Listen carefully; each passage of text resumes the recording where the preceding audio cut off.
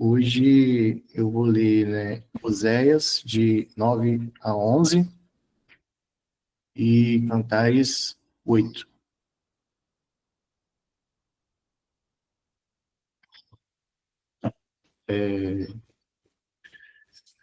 O castigo de Israel. Não se regozije, ó Israel. Não se alegre como as outras nações, pois você se prostituiu, abandonando o seu Deus. Você ama o salário da prostituição em cada eira de trigo. Os produtos da eira e do lagar não alimentarão o povo. O vinho novo lhes faltará. Eles não permanecerão na terra do Senhor. Efraim voltará para o Egito e na Síria comerá comida impura. Eles não derramarão ofertas de vinho para o Senhor, nem o agradarão os seus sacrifícios. Tais sacrifícios serão para eles como o pão dos pranteadores, que torna impuro quem o come. Essa comida será para eles mesmos, não entrará no templo do Senhor. O que farão vocês no dia de suas festas fixas, nos dias de festas do Senhor? Vejam, fogem da destruição, mas o Egito os ajuntará, e Mênfis os sepultará. Os seus tesouros de prata as urtigas vão herdar, os cardos cobrirão totalmente as suas tendas. Os dias de castigo vêm, os dias de punição estão chegando, que Israel o saiba. Por serem tantos os pecados e tanta a hostilidade de vocês, o profeta é considerado um tolo, o homem inspirado, um louco violento.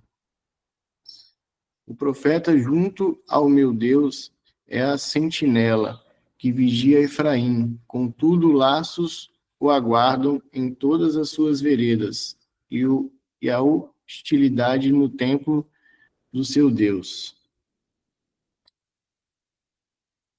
Eles mergulharam na corrupção, como nos dias de Gibeá.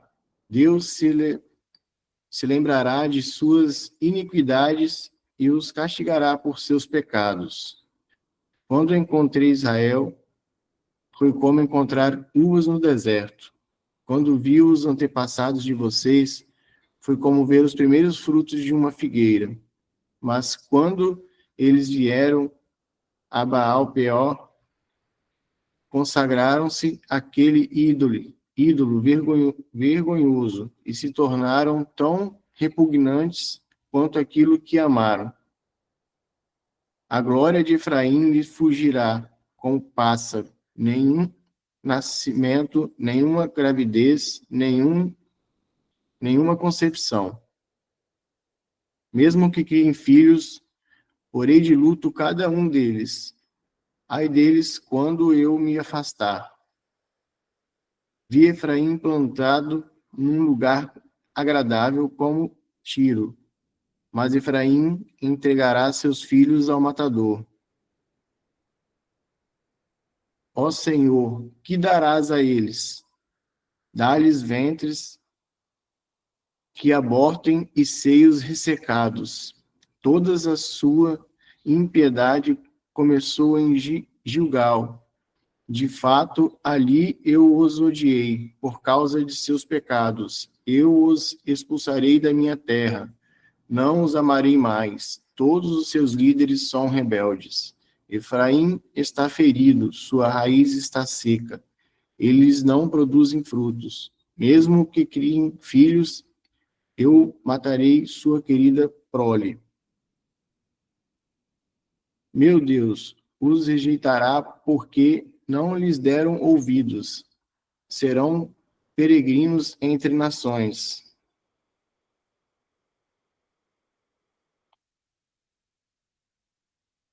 Israel era como videira viçosa, cobria-se de frutos, quando mais produzia, mais altares construía.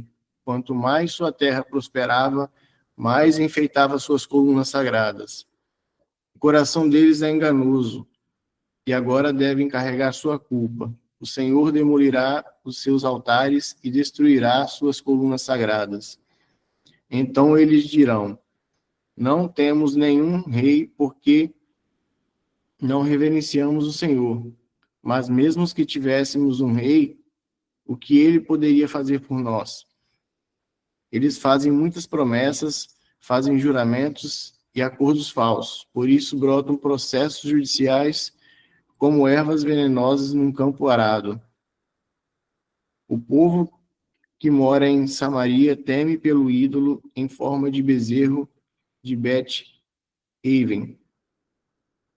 Seu povo prenteará por ele, como também os seus sacerdotes e idólatras que se regozijavam por seus esplendor, porque foi tirado deles e levado para o exílio. Sim, até ele será levado para a Síria como tributo para o grande rei. Efraim sofrerá humilhação, e Israel será envergonhada pelo seu ídolo de madeira. Samaria e seu rei serão arrastados como um graveto nas águas. Os altares da impiedade, que foram os pecados de Israel, serão destruídos. Espinhos e ervas daninhas crescerão e cobrirão seus altares. Então eles dirão aos montes: cubram-nos, e as colinas caiam sobre nós. Desde os dias de Gibeá, você tem pecado, ó Israel, e não mudou. Acaso a guerra não os alcançou em Gibeá por causa dos malfeitores? Quando eu quiser, os castigarei. Nações serão reunidas contra eles para prendê-los por causa de seu duplo pecado.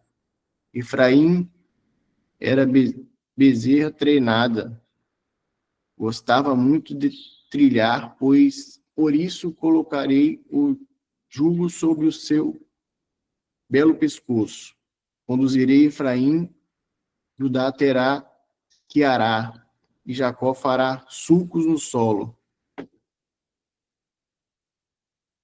Semeiem a retidão para si, colham o fruto da lealdade, e façam sulcos no seu solo não arado, pois é hora de buscar o Senhor, até que venha e faça chover justiça sobre vocês.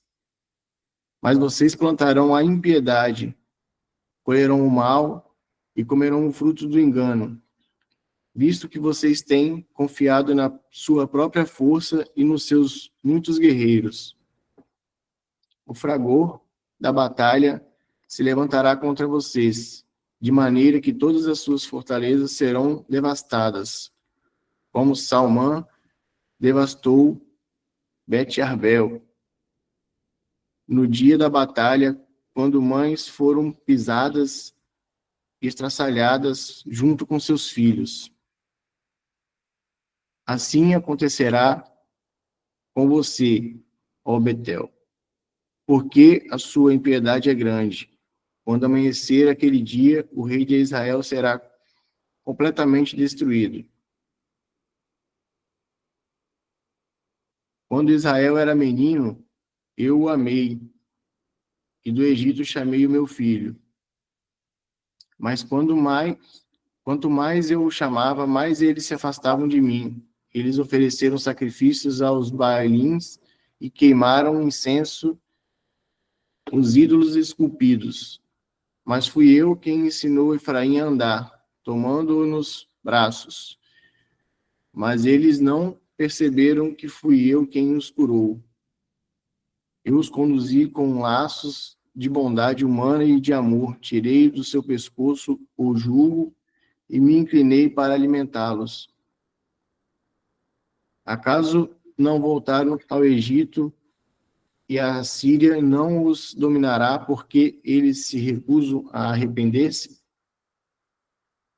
A espada reluzirá em suas cidades, destruirá as trancas das suas portas e dará fim aos seus planos. O meu povo está decidido a desviar-se de mim, embora sejam conclamados a servir ao Altíssimo, de modo algum o exultam. Como posso desistir de você, Efraim? Como posso entregar você nas mãos de outro Israel? Como posso tratá-lo como tratei Admá? Como posso fazer com você o que fiz com Zeboim? Meu coração está enternecido. Despertou-se toda a minha compaixão. Não executarei a minha ira impetuosa, não tornarei a destruir Efraim, pois sou Deus e não homem, o santo no meio de vocês. Não virei com ira. Eles seguirão o Senhor, ele rugirá como leão. Quando ele rugir, seus filhos virão tremendo desde o ocidente. Virão voando do Egito como aves, da Assíria como pombas. Eu estabelecerei em seus lares, palavra do Senhor. Efraim me cercou de mentiras, a casa de Israel de enganos, e Judá é rebelde contra Deus, a saber, contra o Santo Fiel.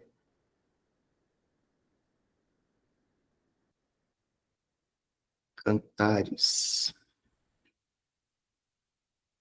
Ah, quem dera você fosse meu irmão, amamentando no seio da minha mãe. Então, se eu o encontrasse fora de casa, eu o beijaria e ninguém me desprezaria.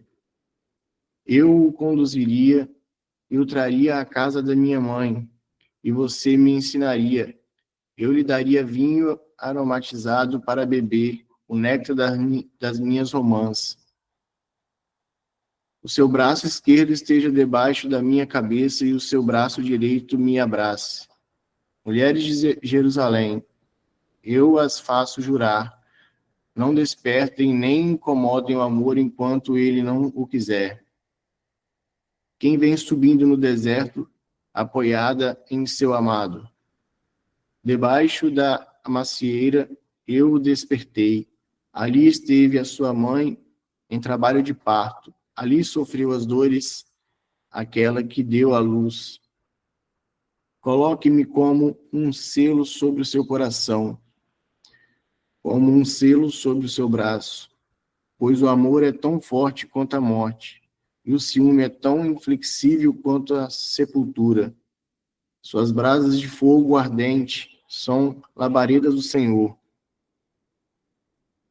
Nem muitas águas conseguem apagar o amor, os rios não conseguem levá-lo na correnteza. Se alguém oferecesse todas as riquezas de sua casa para adquirir o amor, seria totalmente desprezado. Temos uma irmãzinha.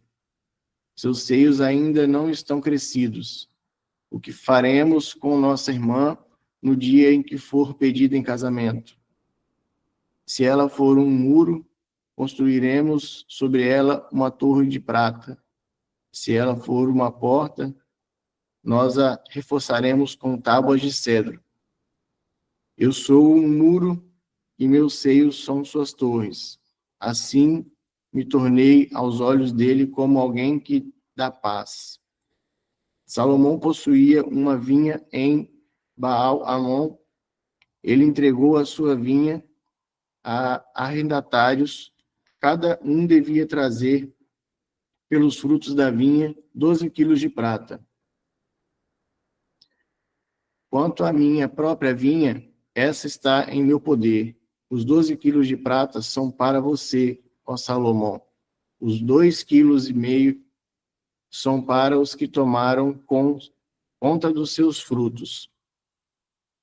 Você que habita nos jardins, os amigos desejam ouvi-la. Deixe-me ouvir a sua voz. Venham depressa, meu amado, e seja como uma gazela, ou como um cervo novo, saltando sobre os montes carregados de especiarias. Benção demais. Gente, muito forte, né?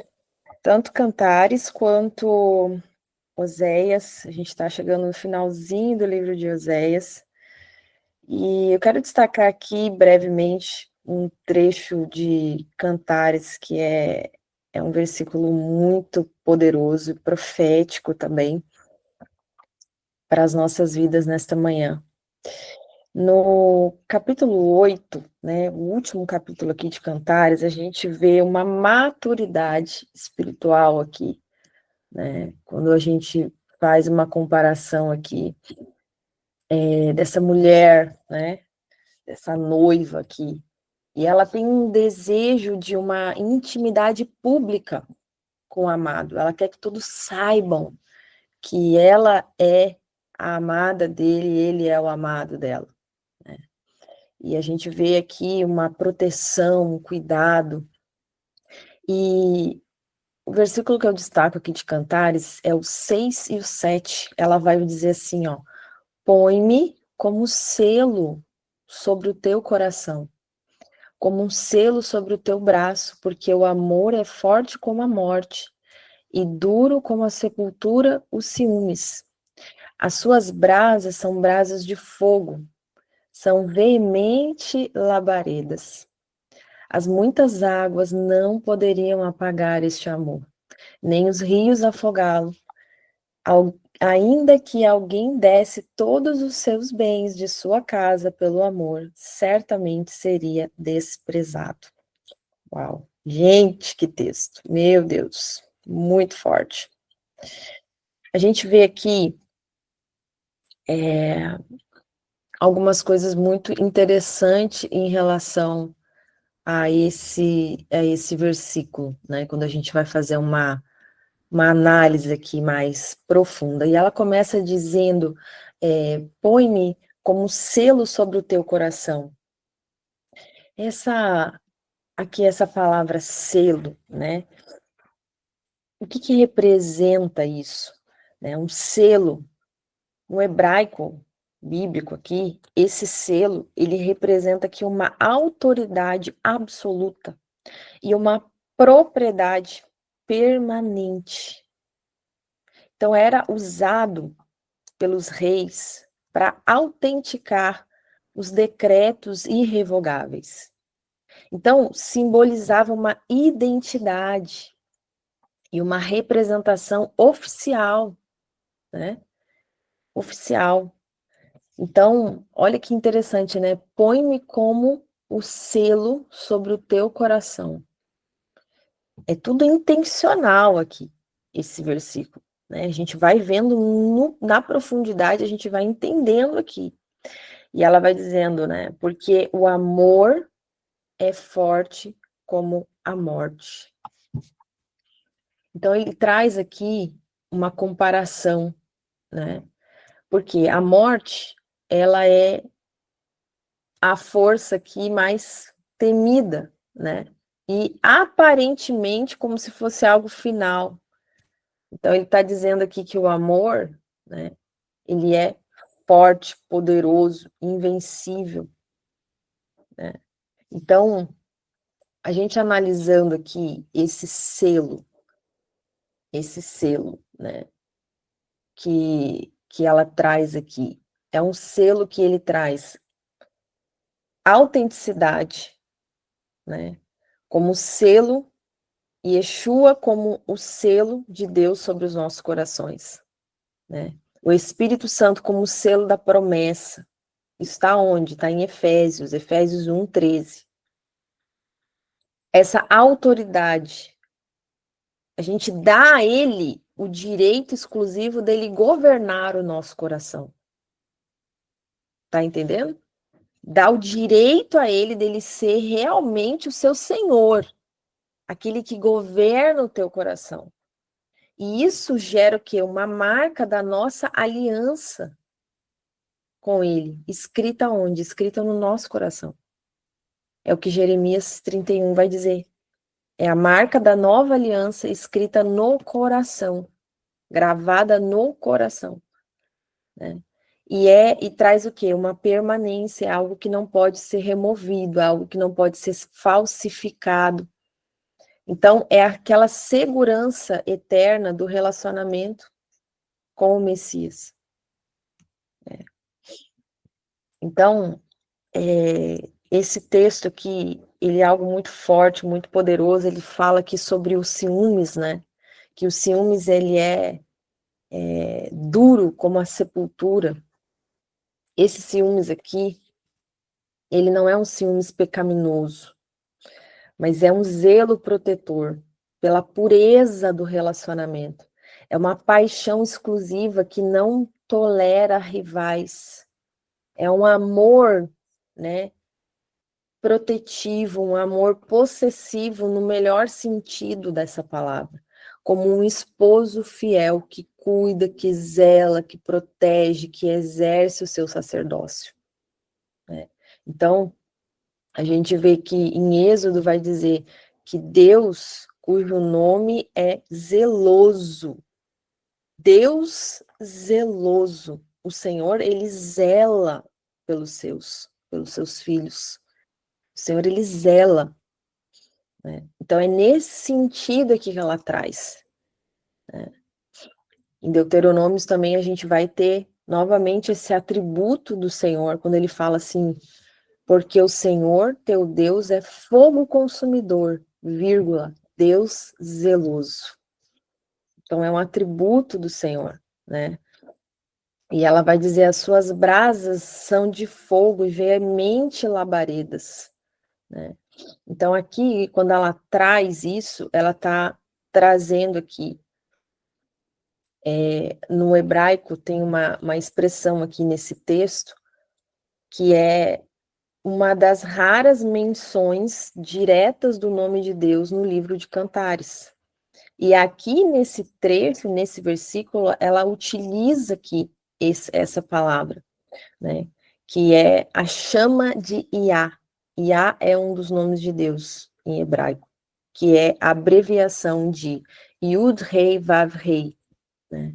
Então, quando você vê Iá, é essa abreviação, né? Quando você vê ali o Y, H, V e H, né? Alguns traduzem aqui para Yahvé, mas essa é uma expressão do nome de Deus que ela não tem tradução, ela só pode ser dita com a nossa respiração, é algo muito extraordinário. Mas esse nome, Yud Rei Vav Rei, ele tem a abreviação do Iá. Então, quando você vê Iá, né, na palavra, está se referindo a esse termo. Então, nesse trecho aqui, quando ela vai dizer que as suas brasas são de fogo veemente, labaredas, a gente vai no hebraico e está escrito, literalmente, a chama de Iá, né? Essa palavra em hebraico é Shalhevet Iá, a chama de Iá, né? Então aqui, olha que interessante, porque a essência de Deus é o fogo, ele é fogo consumidor, né? Então o amor, aqui ela traz que o amor ele não é meramente humano, mas ele é divino na sua essência. Então as chamas de Iá, né, indicam que o amor tem essa origem celestial. Olha que tremendo isso, né? É tremendo. E esse texto aqui, ele vai se conectar muito com a festa de Pentecostes. Tanto do fogo divino que é derramado no Monte Sinai na entrega da Torá, né? Quanto o fogo que desce ali em Pentecostes. As línguas de fogo, lembra? Que ficaram ali sobre a cabeça ali dos discípulos. Então, esse texto aqui, ele é um texto que se conecta também com a festa de Shavuot. E ele vai continuar que as muitas águas não poderiam apagar este amor. E isso traz, né, aqui para nós, o que são as muitas águas? Frequentemente as águas aqui são relacionadas, né, elas também podem ser relacionadas às tribulações, às perseguições, às forças, né, do caos, historicamente aqui contra Israel, as nações hostis, né? Então, aqui está dizendo que nada, nem as tribulações, nada do que viria, nada do que virá pode nos separar do amor do Senhor. Então é algo muito poderoso. E aqui a gente vê nesse texto, né, que ela pede esse selo para o seu amado. Né? Ela quer esse selo. Ela quer ser selada por ele. É você confiar permanentemente no amor do Senhor e deixar e permitir ele governar a tua vida. E não temer as circunstâncias, né? Porque as circunstâncias não podem destruir essa união, essa força desse amor poderoso. Então, é uma confiança na fidelidade eterna do Senhor. Uma confiança nessa aliança, porque Ele é Deus zeloso. Ele é Deus zeloso. Romanos vai dizer, quem nos separará do amor de Cristo? João, né, cita, Yeshua está falando aqui, ó, ninguém as arrebatará da minha mão. Né? Olha que forte, que lindo, que poderoso isso. Então, a gente vê aqui, nesse texto, né, que essa mulher aqui, ela pede esse selo no coração dela, do amado. E aqui ela está profetizando a nossa união, né, com o nosso Messias, selados para sempre pelo Espírito Santo de Deus, marcados com a autoridade divina. Porque esses selos no reino do Espírito, ele é visto. Ele é visto. Você precisa entender isso, né? No reino do Espírito, aqueles que são selados, eles são vistos como selados, tanto pelos anjos quanto pelos demônios. E eles sabem, os demônios sabem que eles não podem tocar naqueles que são selados. E eles respeitam, porque é um selo de uma autoridade divina. Então, esse selo, ele nos traz a proteção de um amor que é mais forte do que qualquer força destrutiva no cosmos. Entende a grandeza disso? A potência disso?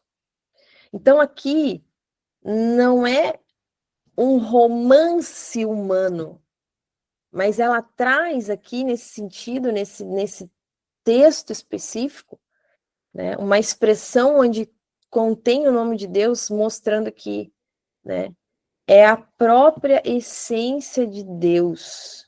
O amor, ele é a própria essência de Deus se derramando sobre nós por meio de uma aliança eterna. Isso aqui é muito poderoso, muito glorioso. E para a gente finalizar a reflexão dessa manhã, não tem como não falar sobre Oséias, especificamente Oséias 11, 8 e 9. A gente vê aqui, nesse trecho de Oséias 11, né, finalzinho aqui, tem todo um julgamento, né, no capítulo 9, Israel ali numa situação extremamente de idolatria, e aí vai trazendo as consequências do bezerro de ouro. Gente, porque a coisa foi feia ali, tá? A coisa foi uma iniquidade, algo terrível, né? Um coração duro, sabe aquele coração que não entra, você, né? O Senhor está mostrando, está exortando, mas ali aquele coração duro. Mas no capítulo 11 a gente vê o amor paternal de Deus, né? E aqui ele vai revelar isso de uma forma muito extraordinária. Olha o que diz no versículo 8 do capítulo 11. Ele vai dizer, como eu te deixaria, ó Efraim? Como te entregaria, ó Israel? Como te faria, ó Admá? Como te tornaria como Zeboim? O meu coração se comove dentro de mim, e as minhas compaixões a uma se acendem.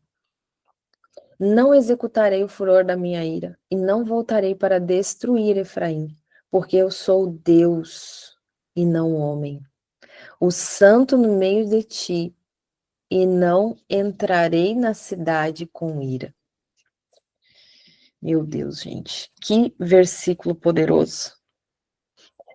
A gente vê aqui que o Senhor, ele revela a natureza dele, que ele não é como os homens.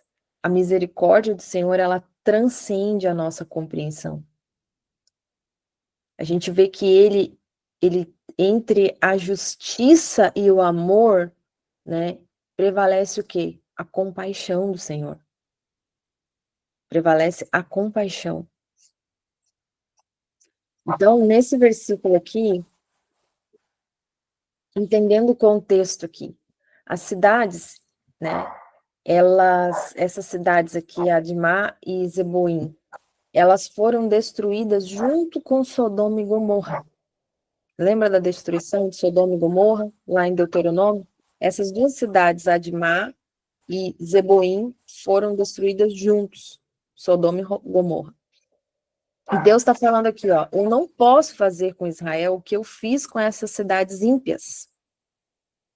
Ele estava fazendo uma referência devastadora aqui de uma aniquilação total, né? E Efraim, o que representa Efraim aqui? Efraim, ele estava representando todo o reino do norte. E Efraim, né, ele era o filho mais velho de José. Das 12 tribos de Israel aqui, José teve Efraim e Manassés, e Efraim era o mais novinho.